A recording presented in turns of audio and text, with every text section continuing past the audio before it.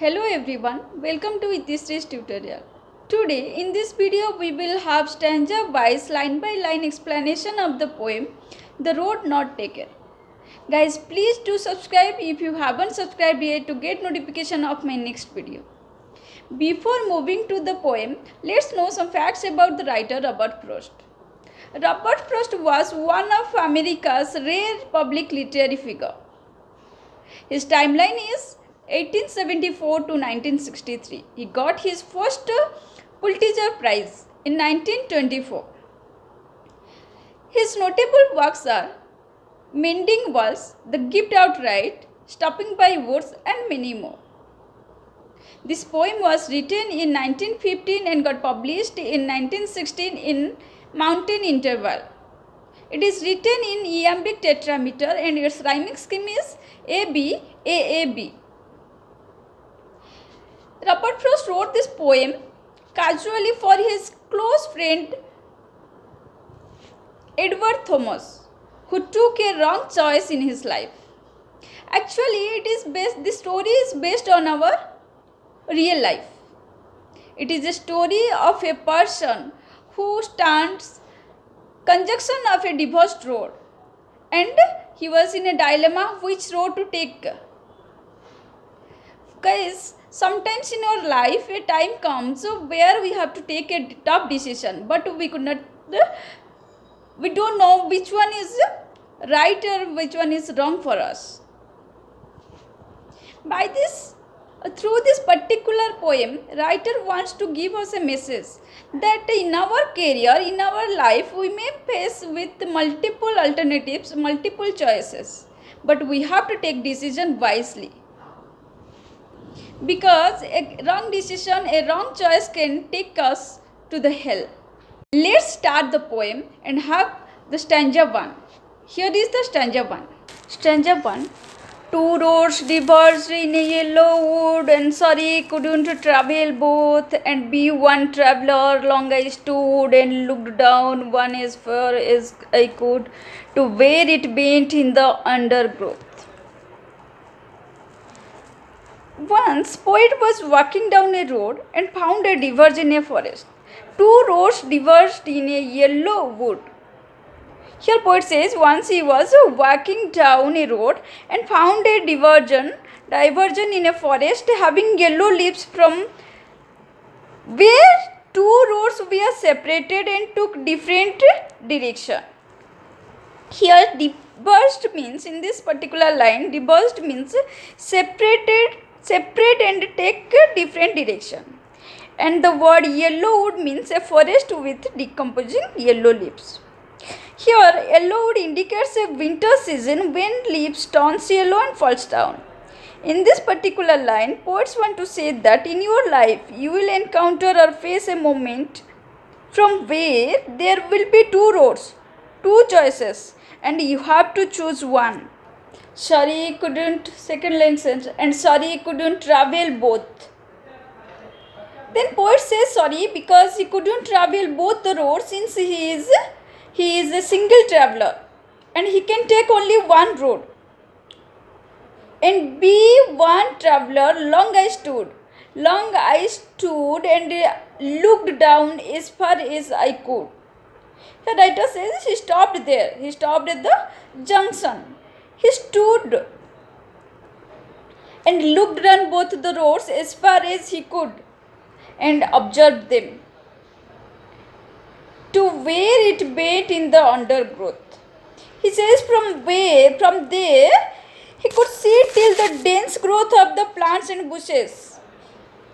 So in this particular stanza, poet says once he was walking on a road and found a diversion from where there are two roads, two choices for him, and he has to choose one. Being a single traveler, he couldn't travel both. He couldn't travel on both. He stopped there and looked down the roads till the dense growth of the plants and observed them, analyzed the roads, so that he can take the good road which lead him to his goal. But he could see till the dense growth. When he was trying to look the roads. He could see till the dense growth of the plants and bushes. Further he couldn't see because the forest is dense and the road is not straight from there. Poetic devices used in this stanza are symbolism. The road is a symbol for the life choice. Then next word yellow. Yellow symbolizes the ripe age. These are two symbolisms used here. Then assonance. Assonance, there is a repetition of the O sound in the word road and yellow. Then metaphor. The road and undergrowth. Both are words used as metaphor. Then consonance, the repetition of D sound. Consonance, the repetition of D sound in the word road and road, divorced and wood. Then anaphora is used in the line 2, 3 and 4. The repetition of end. In the second line end, third line end B and fourth line end loop. This is anaphora. Let's have stanza 2. Then took the other just as fair and having perhaps the better claim, because it was grassy and wanted where, though as for that the passing there had borne them really about the same. Then took the other just as fair. In this line poet says, after observing the roads, after looking down the roads, after analyzing the roads, he took the other road. He decides to take the other road or the second road, judging it to be just as good as the first road. Here, as fair means it is as better as. Next line, and having perhaps the better claim. And supposing that, and having perhaps means and supposing that this road may be the better one, better option of the two. Here, better claim means better option. Third line, because it was grassy and wanted where. He says, why did he choose the second road? He says the road he chose was grassy and it looked less travelled. It was grassy and wanted where means less travelled than the other road. So he thought to check this road. Here, wanted where means less travelled, had not been used.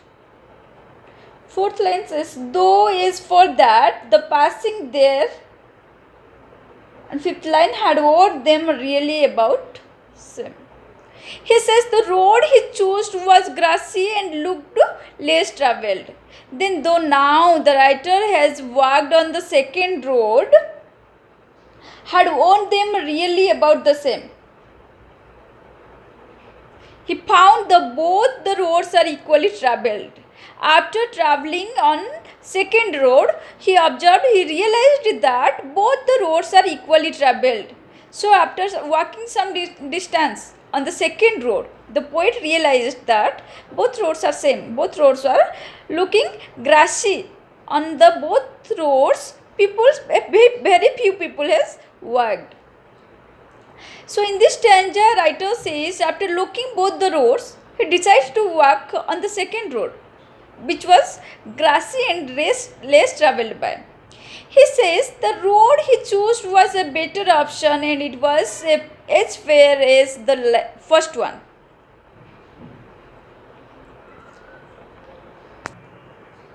After walking some distance, he realized that both the roads are more or less walked. Means both the roads are equally worn out, equally travelled by. Poetic devices used here in this stanza are enjambment. Line 4 follows into line 5 without any punctuation mark, that is enjambment. Then another poetic device, that is simile. Both roads have been compared to each other using as fair. Next is alliteration, the repetition of E sound in then and the. The repetition of W sounds in wanted and where. the alliterations.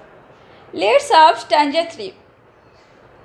And both that morning equally lay in leaves, no step has trodden black.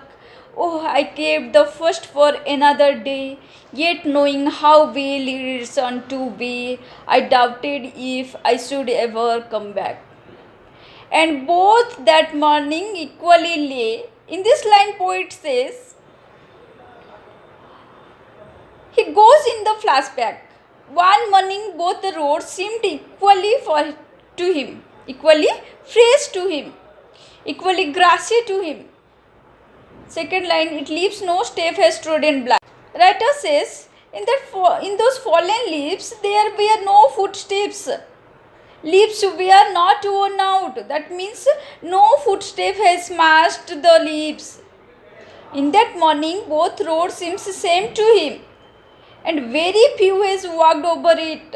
It was very tough to decide which road he should walk. Here the poet wants to say that every path is equal in terms of the pros and cons. Here trodden means walked over. Next, third line, oh, I kept the first for another day. Further he says he kept the first road to walk on another day. And though he decides to walk on the second road today and check its condition, and kept the first road for next day to walk on it. His plan was like this, that that day he will walk on second road and will check the road, then he will come back, and then another day he will walk on the second road, which is quite impossible. Though he knows the road or the path leads to another, one road leads to another, like one decision in your life takes to another. Further he says, I doubted if I should even come back. Yet knowing how way leads unto way, I doubted if I should ever come back. Now he is in doubt that if he takes this road, he could return or not. His plan was like to take second road today and kept the first road for another day. But he is in a doubt that if he takes the second road, he could return or not. In this particular stanza, poet says, one morning both the roads seemed equally travelled by, seemed same to him. He found no footsteps and smashed the leaves of the road. So he plans to walk on second road that day and will return back. Then another day we will walk on second road, walk on first road, which is quite impossible. Then he doubted he could return or not. Here, through this stanza, writer suggests us to take a decision wisely. In our life, we will have multiple options, just like these words. But we have to choose one and have to work on it. Because after taking and sticking on a decision, we cannot put our steps back. Because by that time, might have travelled too far. Poetic devices used in this stanza are enjambment. Again, line 1 continues into line 2 without any punctuation mark. That is enjambment. Then alliteration, repetition of F sound in the word first and for. Then imagery, a beautiful description was given, beautiful description of the roads given by the poet is the imagery. Let's have stanza 4. It's the last stanza. I shall be telling this with a sigh, somewhere ages and ages hence. Two roads diverged in a wood, and I took the one least travelled by. I shall be telling this with a sigh. In this line, poet imagines him in the distant future. He had a vision of future where he will tell with a sigh. about his right choice, about his right decision. Somewhere edges and edges hence two roads diverged in a wood, and I took the one less traveled by. From the future he is looking back and states that he was standing on a diverged road from where he had two choices and chose the path less traveled by. And the consequences of that decision have made all the difference in his life. Though initially he was in a dilemma on finding the roads equal, he think about cons and pros of both the roads and took the right one. Guys, we make our choices, then our choices makes us. The particular stanza teaches us in our life we may get many options, many choices. We may encounter with alternative choices. We need to choose one wisely. We need to choose one option, one choice wisely, so that we won't regret it in future. Poetic devices used here are repetition. The word edges have been repeated twice in the second line. Two roads diverged in has been repeated here again. So, two repetitions are the word edges has been repeated twice in the second line, and the line two roads diverged has been repeated in this stanza again. Then assonance, the repetition of a sound in edges and edges. Enjambment, line 1 continues into line 2 without any punctuation mark, that is enjambment. This is the complete line-wise explanation of the poem. Now we will have a complete summary of the poem. Once, poet was walking on a road in a forest. After walking some distance, he found a diversion from where he had to take one road.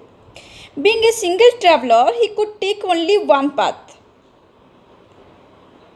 Here, the forest he was walking indicates winter season, when the leaves turns yellow and falls down. That symbolizes the ripe age. He stopped there and looked as far as he could to know the pros and cons, but he could look till the overgrowth of the plants, because from there the road was not straight. After observing the roads, he plans to walk on one road and return, and then another day he will take another road, which is quite impossible. The road he chose to walk first was as fair as the other one, and it was grassy and less travelled. Very few steps smashed the leaves. He had a flashback. One morning, both roads seemed equally grassy to him, equally fresh to him. He found no footsteps smashed the leaves fallen on the road. Though knowing the fact that one road can lead to another, he chose one road to travel that day and kept another for another day. But now he is in doubt that he could return or not, because after taking the decision, after walking a long distance, return is impossible. To return back is impossible. After crossing, now he thinks in the future he will take a deep breath and will be telling people about his right decision, that he had two choices once, but he analyzed his pros and cons, then chose the less traveled one. And what is now, it's because of the decision he had taken. This is the short summary of the poem. Here the poet teaches us that in your life we may face or we may stand in a diversion from where there will be two choices and we have to take one. At that time we need to take a strong decision, a tough decision wisely. In terms of its cons and pros, we need to take a decision so that we won't regret it in future. That's all. Thank you. Please do subscribe my channel if you haven't subscribed yet. I will meet you soon on another video. Till then, bye bye and take care.